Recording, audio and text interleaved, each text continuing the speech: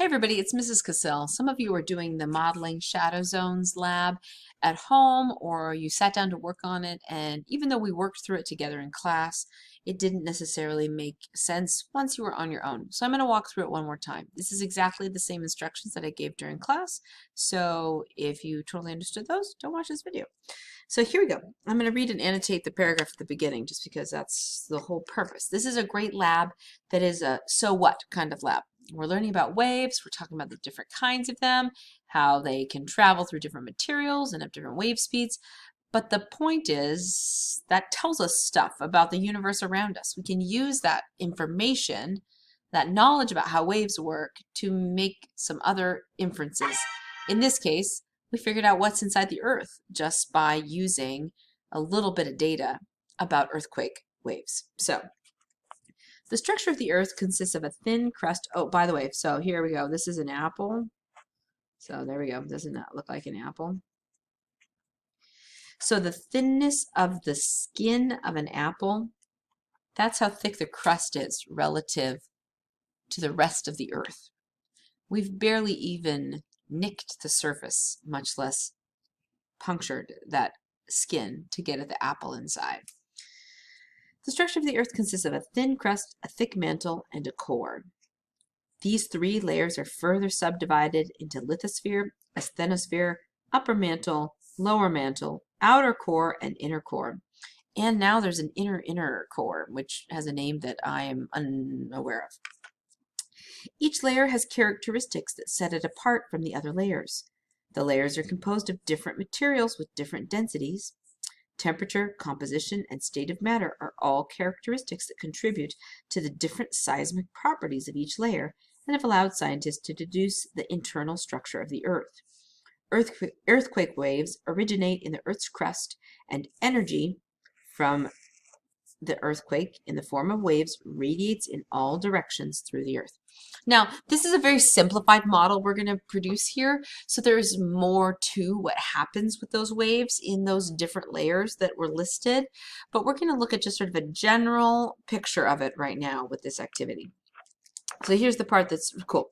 Around 1910, scientists discovered that direct P waves, okay, so this is when you should think, this is like a vocabulary word, right? So you should trigger your little like, wait, I know about this in my notes, okay? So that's a push or pull wave.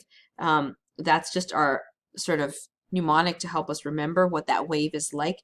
It's called P because it's a primary wave. We use that word when we talk about earthquakes. We don't necessarily describe a sound wave is a push-pull wave, but primary is the earthquake terminology, the seismic name for that wave. And these are all synonyms for longitudinal waves. So there's our scientific term, longitudinal or compressional. Scientists discovered that direct P waves are not detected in an area from approximately 104 to 140 degrees away from an earthquake. This area is called the shadow zone. The P waves detected in this zone are the result of reflections and refractions. In this activity, you're going to model seismic waves as they travel through Earth's interior. So everything else that's here, honestly, I just told you what our purpose is. This is just vocabulary in case some of that terminology in the procedure doesn't make sense. You can look at those. And then the materials, you actually just need paper, I guess times 2, and something to write with to make this work. I'm going to show you how I would do this if I was at home and didn't have a printer, even though I've printed this. The procedure, I'm basically going to do it for you. So go ahead and don't worry about reading it right now. What they're asking you to construct, if you read that procedure, is they're giving you instructions for how to make this thing that's right here. They're having you draw a circle, but I want you to think about the ways you could do this at home, right?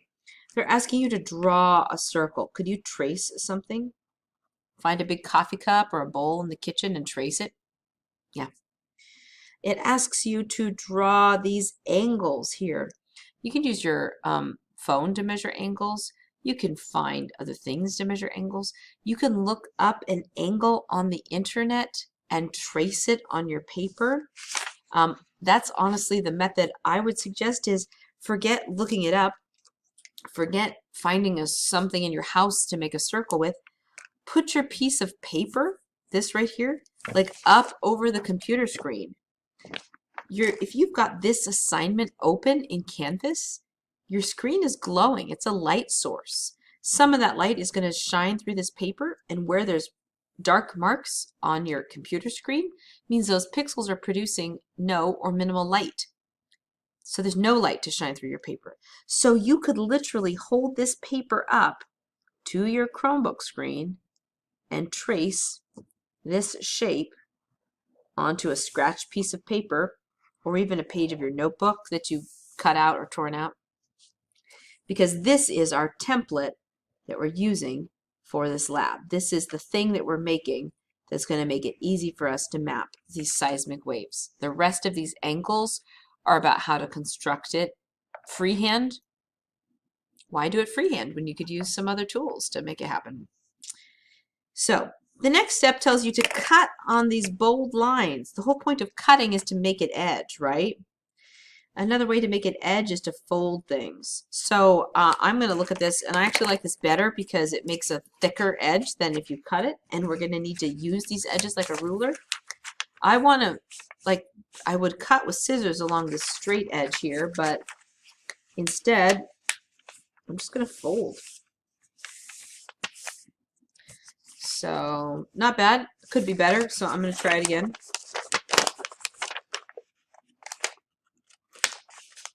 I didn't learn how to make an origami bird until I was in college, you guys. And then I made like 300 of them, and we hung them up all around our room using dental floss because that was the only string that we had. It actually looked rad up in the ceiling. We had a lot of them. It was super cool. Here we go. So I'm just going to fold those corners. This little flippy flap is in the way, so I'm just going to, you know, like literally tuck it in. And now what I've done here, just by folding my paper, like I said, I didn't need a pair of scissors. I made a template for myself that's going to work for mapping out Earth's core using these seismic waves.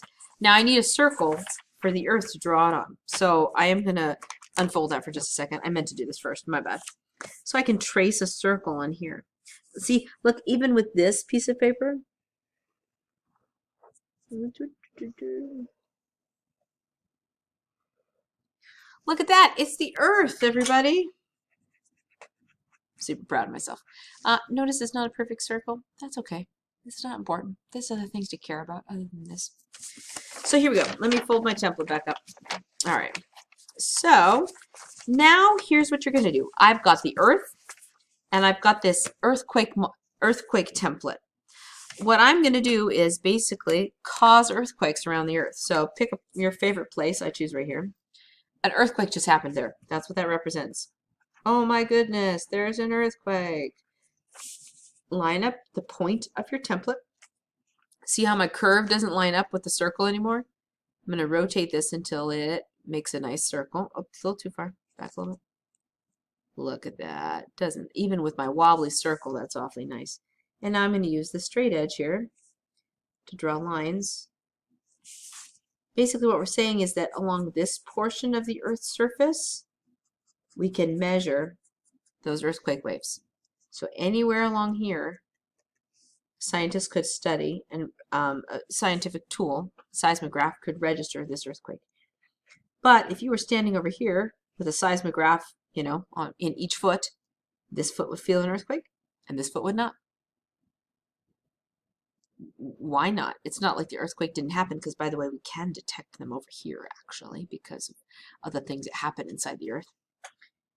So there's something that's blocking that earthquake wave over here. That's the whole idea.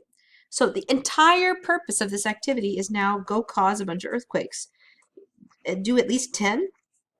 The more you do, the nicer your the product is going to be. So I'm going to go ahead and trace all of these, and so you can see what happens at the end. And then hopefully I'm smart enough to speed up my video. I find this kind of work very relaxing. So if you do not, I'm sorry. If you do, then just enjoy it. Go to town.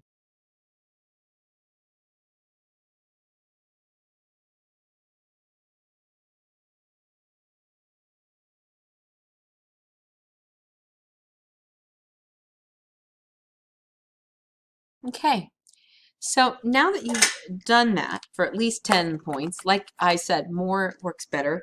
You'll notice that within here, there is a circular area that's appearing.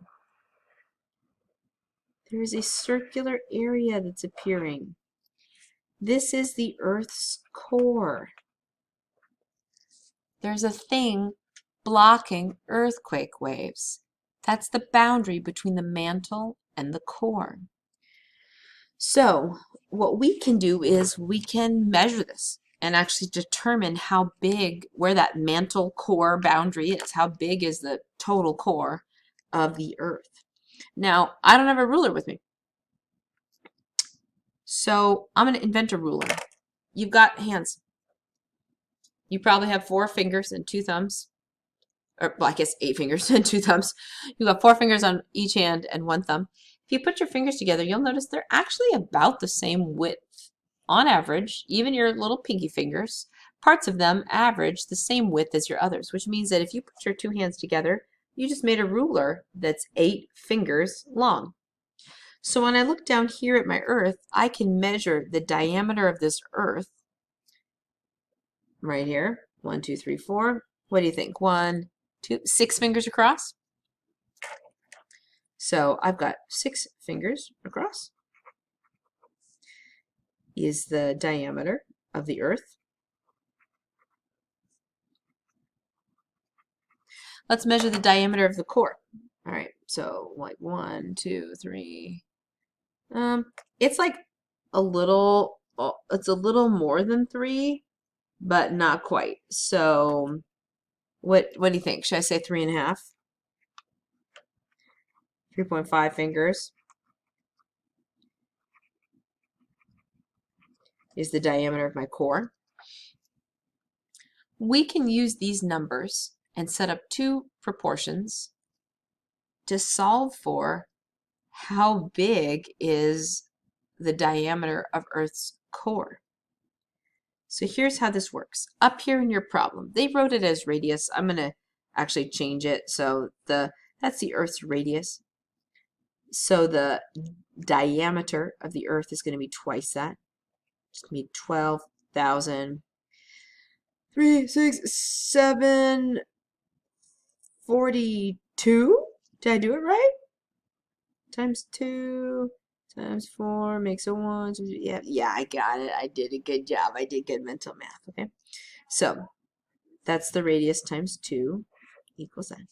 So that's the diameter of the real Earth. So we can set up a proportional relationship here. The diameter of the Earth's core, that's our x,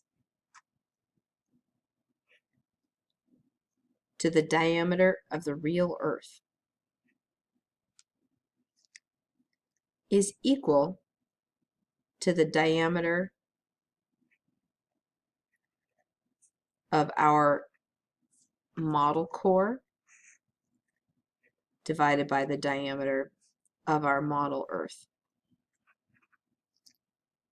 Okay, so this is the diameter of the Earth, of the real Earth. So we've got a little math problem here. X over 12,742 is equal to 3.5 over 6. So when you solve that algebra problem, you get just how big the Earth's core is. Now, you might get a different number after you complete your circle, depending on the scale, depending on how accurate you were, depending on how well you measured, depending on what tool you use to measure or to trace or fold or cut, etc. So my answer here is going to serve as sort of a, like checking your answer in the back of the book to give you an idea, are you on the right track? I got 7,430, we'll round it, 33 kilometers. That's the diameter